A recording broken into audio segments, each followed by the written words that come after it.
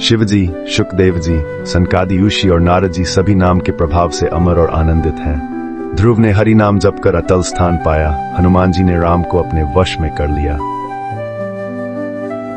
यहां तक कि अजामिल, गज, हाथी और एक वेश्या भी नाम के प्रभाव से मुक्त हो गए। नाम की महिमा इतनी महान है कि राम भी उसके गुण नहीं गा सकते। कलयुग में राम का नाम कल्पवृक्ष जैसा है, जो सबकी मनोकामनाएं पूरी करता है। जो इसे याद करता है वह पवित्र हो जाता है, जैसे तुलसीदास। चारों युगों में और तीनों लोकों में नाम जपने से सभी दुखों से मुक्त हो जाते हैं। सत्ययुग में ध्यान, त्रेतायुग में यज्ञ, द्वापर युग में पूजन से भगवान प्रसन्न होते थे। पर कलयुग में, जहां सब पापों का मूल है, केवल नाम का जप ही सबसे सरल और प्रभावी उपाय है। राम का नाम ऐसा कल्पवृक्ष है जो कलयुग के कठिन समय में संसार के सारे दुखों को नष्ट कर देता है। यह नाम इस संसार में माता पिता की तरह हमारी रक्षा करता है और परलोक में मोक्ष देता है। कलयुग में न कर्म का महत्व है, न भक्ति और न ही ज्ञान। केवल राम का नाम ही सबका सहारा है। राम नाम कलयुग के राक्षसों को नष्ट करने में उतना ही समर्थ है जैसे नरसिंह ने हिरण्यकशिपु को मारा। चाहे किसी भी भाव से प्रेम, बैर, क्रोध या आलस नाम जपें, इससे सब दिशाओं में कल्याण होता है। राम जी की कृपा से सब बिगड़ी बातें सुधर जाती हैं और वे हमें हमेशा प्रेम से स्वीकारते हैं, चाहे हम कैसे भी हों। वे सच्चे स्वामी हैं जो हर प्रार्थना को समझते हैं और हमारी रक्षा करते हैं। सभी लोग अपनी अपनी समझ के अनुसार राजा की प्रशंसा करते हैं, लेकिन साधु, बुद्धिमान और दयालु राजा को ही असली राजा मानते हैं। श्री रामचंद्र जी तो सच्चे और कृपालु भगवान हैं, जो सिर्फ सच्चे प्रेम से प्रसन्न होते हैं। मुझसे बड़ा मूर्ख और कोई नहीं हो सकता, फिर भी श्री राम जी मेरी भक्ति और प्रेम को स्वीकार करते हैं। जैसे उन्होंने पत्थरों को तैरने वाला जहाज बना दिया और बंदर भालुओं को बुद्धिमान मंत्री। मेरी गलतियों और डिठाई के बावजूद श्री राम जी ने मुझ पर कभी क्रोध नहीं किया, बल्कि मेरे हृदय की सच्चाई को समझकर हमेशा मेरी भक्ति की सराहना की। यही कारण है कि मैं उनका सच्चा सेवक बनने का प्रयास करता हूं और उनकी कृपा से ही मेरा जीवन सुधरता है। श्री रामचंद्र जी अपने भक्तों की गलतियों को याद नहीं रखते, बल्कि उनके दिल की अच्छाइयों को बार बार याद करते हैं। जैसे उन्होंने बाली को उसके पाप के कारण मारा, फिर भी सुग्रीव ने वही गलती दोबारा की, लेकिन राम जी ने उसे माफ कर दिया। विभीषण ने भी ऐसी ही गलती की, पर राम जी ने कभी उसे लेकर मन में कोई बुरा विचार नहीं रखा, बल्कि उन्होंने भरत जी से मिलने पर विभीषण का सम्मान किया और राजसभा में उनकी प्रशंसा की। तुलसीदास जी कहते हैं कि श्री राम जी जैसे शीलवान स्वामी कोई नहीं है, जिन्होंने साधारण बंदरों को भी अपने जैसा बना लिया। राम जी की कृपा सबका भला होता है, और अगर ये सच है तो तुलसीदास का भी कल्याण अवश्य होगा। इस प्रकार अपने गुण और दोषों को स्वीकार कर मैं श्री राम जी का पवित्र यश गाता हूं, जिससे कलयुग के सारे पाप मिट जाते हैं। यज्ञवल्क्य मुनि ने जो रामकथा मुनि भरद्वाज को सुनाई थी, वह कथा शिवजी ने पहले पार्वती जी को सुनाई थी और बाद में काकभुशुंडी जी को दी थी।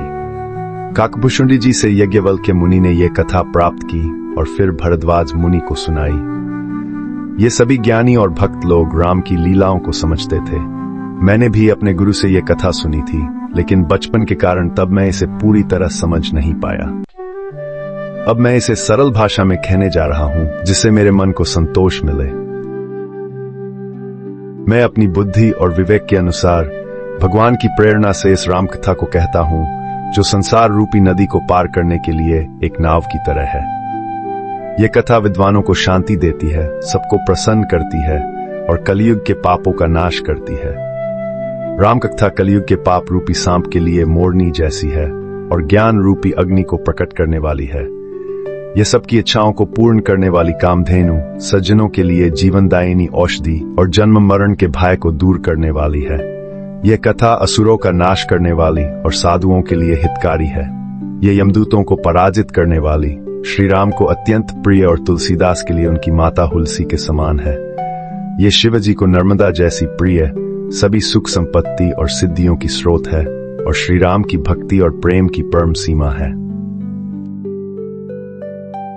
तुलसीदास जी कहते हैं कि राम कथा मंदाकिनी नदी के समान है, जिसे सुनकर मन निर्मल हो जाता है।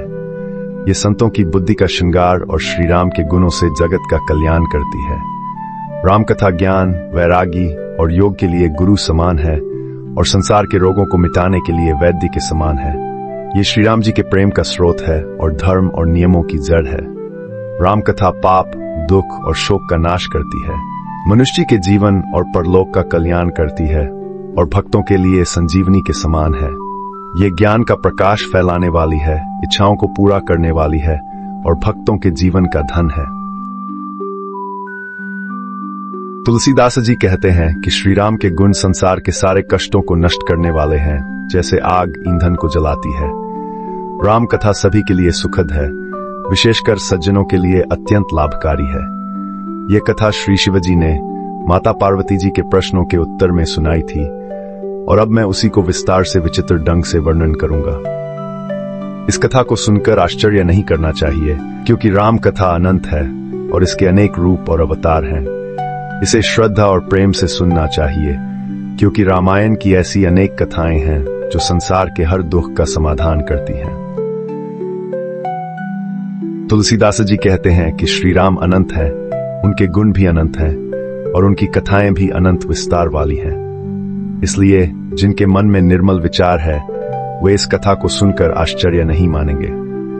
उन्होंने सभी संदेहों को दूर कर गुरु के चरणों की धूलि को सिर पर धारण करते हुए श्री राम के गुणों की निर्मल कथा का आरंभ किया।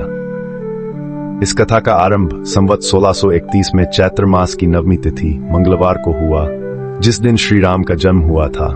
उस दिन अयोध्या में सभी तीर्थ, देवता, नाग, असुर और मनुष्य आकर श्री राम की सेवा करते हैं और भक्तजन सरयू नदी के पवित्र जल में स्नान कर श्री राम के सुंदर रूप का ध्यान करते हुए उनके नाम का जप करते हैं।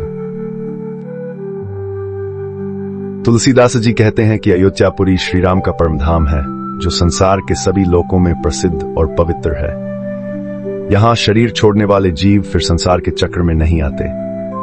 इस पवित्र स्थान में मैंने रामचरितमानस की कथा का आरंभ किया, जो काम, क्रोध और अहंकार को नष्ट करने वाली है। रामचरितमानस सुनने से मन को शांति मिलती है, जैसे विपत्तियों में घिरा मन इस कथा के सरोवर में आकर सुखी हो जाता है। यह कथा मुनियों को प्रिय, शिवजी द्वारा रचित और तीनों दोषों, दुखों, दरिद्रता और पापों को नाश करने वाली है। अब मैं इस सुखदायी राम कथा को कहता हूं, कृपया इसे मन लगाकर सुने। तुलसीदास जी रामचरितमानस की कथा की शुरुआत करते हुए कहते हैं कि यह श्री शिवजी की कृपा से बनी है और इसका प्रचार पूरी दुनिया में हुआ है। इस कथा को उन्होंने अपनी बुद्धि और श्रद्धा से मनोहर बनाने का प्रयास किया है, लेकिन सज्जन लोग इसे सुनकर और भी बेहतर बना सकते हैं। रामचरितमानस में श्री राम जी के गुणों का वर्णन है, जो पवित्र और सुखदायक है। ये कथा राम भक्तों के लिए जीवनदायिनी है और सत्कर्मों के लिए उपयोगी है। इसमें 4 महत्वपूर्ण संवाद है, जो इस कथा के 4 सुंदर और घाटों के समान है। रामचरितमानस के 7 कांड ज्ञान की दृष्टि से सरोवर की 7 सुंदर सीढ़ियां हैं, जिन्हें देखकर मन प्रसन्न हो जाता है। श्री राम और सीता जी का यश अमृत के समान है और इसमें दी गई उपमाएं, चौपाइयां और छंद इस सरोवर में खिलते सुंदर कमल और मोती उत्पन्न करने वाली सीपियों के समान है। अर्थ, धर्म, काम, मोक्ष, ज्ञान, विज्ञान और काव्य के 9 रस जैसे विषय इस सरोवर के अद्भुत जलचर हैं। संतों की सभा इस सरोवर के चारों ओर की बगीचियां हैं और श्रद्धा इसे वसंत ऋतु के समान सजाती है। भक्ति, दया, संयम और ज्ञान इस सरोवर के फूल फल हैं, जो भगवान के चरणों में प्रेम और आनंद के रूप में खिलते हैं। रामचरितमानस में भक्ति के विभिन्न रूपों को दर्शाते हुए क्षमा, दया और इंद्रिय संयम को लताओं के रूप में देखा गया है।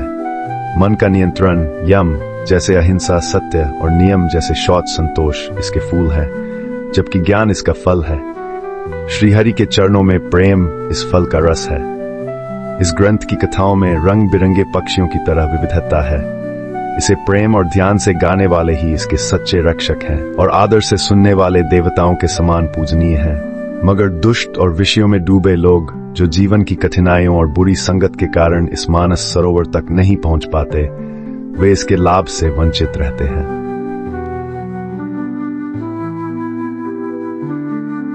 रामचरितमानस को समझने और उसमें डूबने के लिए श्रद्धा, संतों का साथ और भगवान राम के प्रति प्रेम जरूरी है। बिना इन गुणों के यह ग्रंथ समझ में नहीं आता।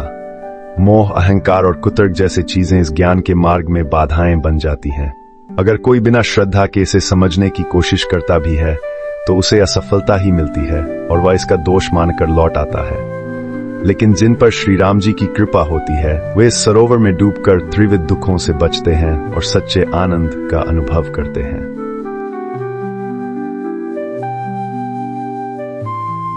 सुंदर कविता रूपी सरयू नदी, जिसमें श्री राम जी के निर्मल यश का जल भरा है, रामचरितमानस से निकलती है और राम भक्ति रूपी गंगा में मिल जाती है।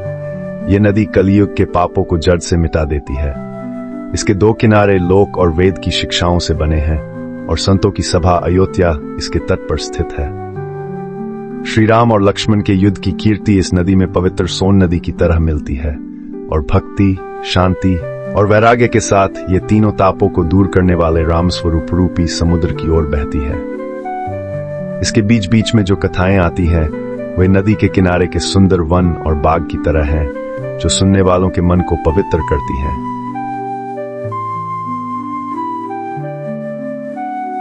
श्री राम और श्री सीता जी के विवाह और उनके जन्म की कथाएं इस नदी की शोभा बढ़ाती हैं। चारों भाइयों के बाल चरित्र रंग बिरंगे कमलों की तरह इस नदी में खिलते हैं और महाराज दशरथ उनकी रानियों के पुण्यकर्म भ्रमर और जल पक्षी बनकर इस नदी को सजाते हैं। श्री राम के विवाह की कथा सुनने और चर्चा करने से यात्रियों का समाज नदी के किनारे किनारे चलता है। परशुराम जी का क्रोध इस नदी की भयंकर धारा है और श्री राम के मधुर वचन सुंदर घाट हैं। श्री राम के राजतिलक की तैयारी पर्व के समय यात्रियों के समूह की तरह है, लेकिन कैकेयी की कुबुद्धि इस नदी में काई के रूप में विपत्ति लाती है। भरत जी का चरित्र इस नदी का जप यज्ञ है और कलयुग के पाप और दुष्टों के अवगुण इस नदी के कीचड़ और बगुले कोए हैं।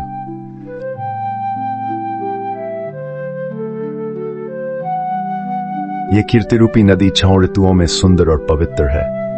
शिव पार्वती का विवाह हेमंत ऋतु है और श्री राम का जन्म शिशिर ऋतु का सुखद उत्सव है। श्री राम के विवाह का वर्णन वसंत ऋतु है, जबकि वनगमन ग्रीष्म ऋतु की तरह कष्टदायी है। राक्षसों के साथ युद्ध वर्षा ऋतु है, जो देवताओं के लिए कल्याणकारी है। रामराज्य का सुख, विनम्रता और बढ़ाई शरद ऋतु की निर्मलता है। श्री सीता के गुणों की कथा जल की पवित्रता है और भरत जी का स्वभाव इस नदी की शीतलता है। चारों भाइयों का प्रेम इस जल की मिठास और सुगंध है, जो सुनने से ही मन की अशांति और पापों को दूर कर देता है।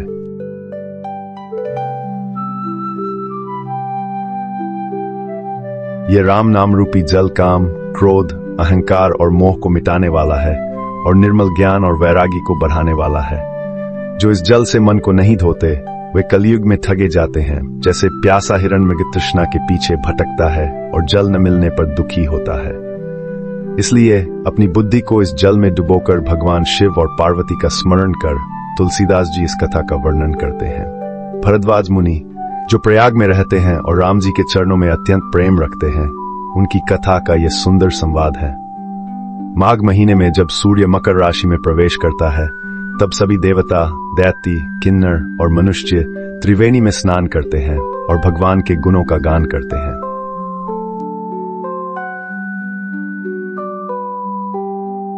भरद्वाज मुनि का आश्रम बहुत ही पवित्र और रमणीय है, जहां ऋषि मुनियों का समाज इकट्ठा होता है। वे प्रातःकाल स्नान करके भगवान के गुणों की चर्चा करते हैं। भरद्वाज जी ने यज्ञावल के मुनि को अपने आश्रम में आदर पूर्वक बैठाया और उनकी पूजा कर उनकी महिमा का वर्णन किया। फिर वे अपने मन के एक बड़े संदेह को दूर करने के लिए भय और लज्जा के बावजूद मुनि से पूछते हैं, क्योंकि वे जानते हैं कि मुनि ही वेदों का सच्चा ज्ञान रखते हैं और उनके संदेह को दूर कर सकते हैं। संतों और शास्त्रों के अनुसार गुरु से कुछ छिपाने से हृदय में सच्चा ज्ञान नहीं होता। इसी विचार के साथ मैं अपने मोह को प्रकट करता हूं और आपसे प्रार्थना करता हूं कि कृपा करके मेरे अज्ञान को दूर करें। राम नाम की महिमा बहुत बड़ी है, जिसे शिवजी भी निरंतर जपते हैं। काशी में मरने वाले जीवों को परमपद भी राम नाम के कारण ही प्राप्त होता है। अब मेरी जिज्ञासा यह है कि ये राम कौन है? एक राम तो अयोध्या के राजा दशरथ के पुत्र हैं, जिनके चरित्र को सारा संसार जानता है। उन्होंने सीता के वियोग में अपार दुख सहा और रावण का वध किया। लेकिन क्या वही राम हैं जिन्हें शिवजी जपते हैं या कोई और है? कृपया ज्ञानपूर्वक मुझे बताएं।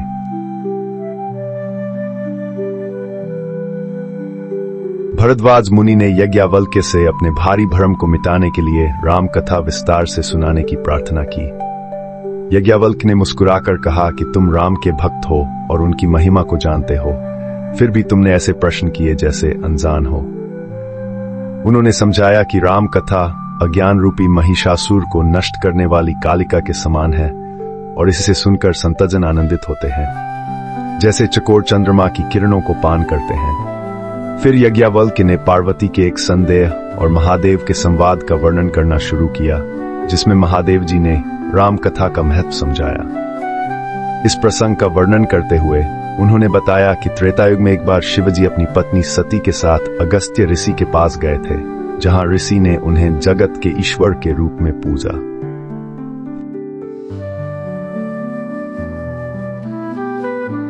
अगस्त्य मुनि ने राम कथा का विस्तार से वर्णन किया, जिसे महादेव ने अत्यंत आनंद के साथ सुना। फिर मुनि ने शिवजी से हरिभक्ति के बारे में पूछा और शिवजी ने उसे विस्तार से समझाया। कुछ दिन वहां रहने के बाद शिवजी सती जी के साथ कैलाश लौट गए। उसी समय भगवान श्री राम ने रघुवंश में अवतार लिया और पिता की आज्ञा से वनवास में थे। शिवजी उन्हें देखने की इच्छा से बेचैन थे, लेकिन उन्हें यह चिंता थी कि अगर वे राम के पास जाते हैं तो उनका गुप्त अवतार सबको पता चल जाएगा। इस उहापोह में दूसरी ओर रावण ने मारीच को कपटमृग बनाकर सीता जी का हरण कर लिया, और जब श्री राम और लक्ष्मण लौटे तो सीता जी के अपहरण के कारण वे अत्यंत दुखी हो गए।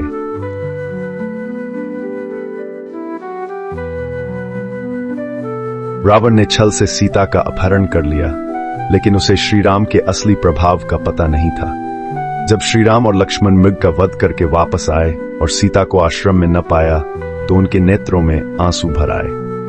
वे दोनों भाई सीता को खोजते हुए वन में भटक रहे थे, जबकि श्री राम, जो सच्चिदानंद हैं और जिन्हें कभी वियोग का अनुभव नहीं होता, मनुष्यों की तरह व्याकुल हो गए थे। इस विचित्र चरित्र को केवल ज्ञानीजन ही समझ सकते हैं।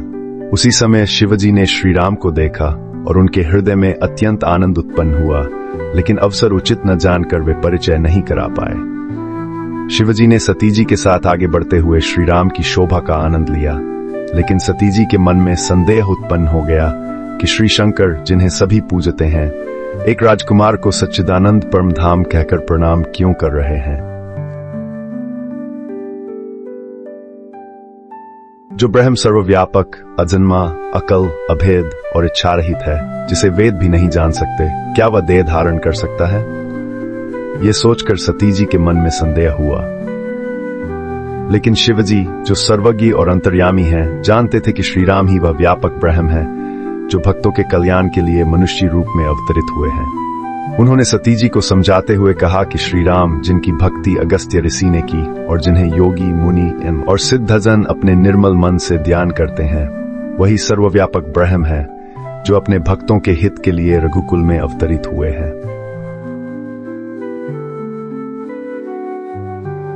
शिवजी ने सती जी को बहुत समझाया, लेकिन उनके मन में संदेह दूर नहीं हुआ। शिवजी ने हंसते हुए कहा कि अगर तुम्हें इतना संदेह है तो जाकर परीक्षा क्यों नहीं लेती। सती जी शिवजी की अनुमति पाकर श्री राम की परीक्षा लेने के लिए चल पड़ी और रास्ते में सीता जी का रूप धारण कर लिया। उधर शिवजी मन में सोचने लगे कि सती जी के लिए यह स्थिति अनुकूल नहीं है और विधाता की इच्छा के आगे कुछ नहीं हो सकता।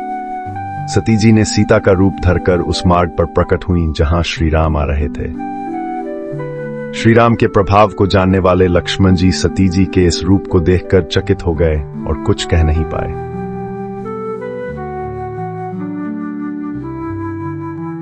श्री रामचंद्र जी, जो सर्वज्ञ और अंतर्यामी हैं, सती जी के कपट को जान गए। उन्होंने सती जी को हंसते हुए कोमल वाणी में पूछा कि वे वन में अकेली क्यों घूम रही हैं और शिवजी कहाँ हैं। सती जी श्री रामचंद्र जी के रहस्यपूर्ण वचनों को सुनकर संकोच और डर के साथ शिवजी के पास लौट आईं। उन्होंने सोचा कि उन्होंने शिवजी की बात नहीं मानी और अपने अज्ञान के कारण श्री रामचंद्र जी पर संदेह किया। अब वे शिवजी को क्या उत्तर देंगी।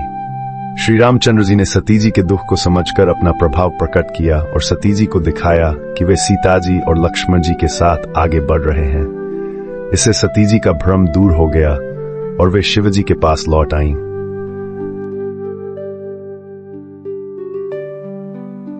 सती जी ने पीछे मुड़कर देखा तो जहां जहां वे नजर डालती थीं, वहां वहां श्री रामचंद्र जी, लक्ष्मण जी और सीता जी सुंदर वेश में दिख रहे थे।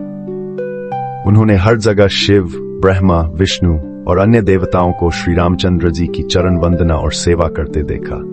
सती जी ने देखा कि हर देवता अपनी शक्ति के साथ श्री रामचंद्र जी की पूजा कर रहे हैं, लेकिन श्री राम का दूसरा रूप कहीं नहीं था। ये दृश्य देखकर सती जी अत्यंत डर गई। उनका हृदय कांपने लगा और वे सब कुछ भूलकर मार्ग में ही बैठ गई। सती जी ने आंखें खोलीं तो वहां श्री रामचंद्र जी के सिवा कुछ भी नहीं दिखा। फिर वे बार बार श्री राम जी के चरणों में सिर झुकाकर शिव जी के पास लौट आईं। शिव जी ने हंसते हुए उनसे कुशल पूछी और फिर कहा, तुमने श्री राम की किस प्रकार परीक्षा ली? सारी बात सच सच बताओ। श्री रामचरितमानस मास पारायण, दूसरा विश्राम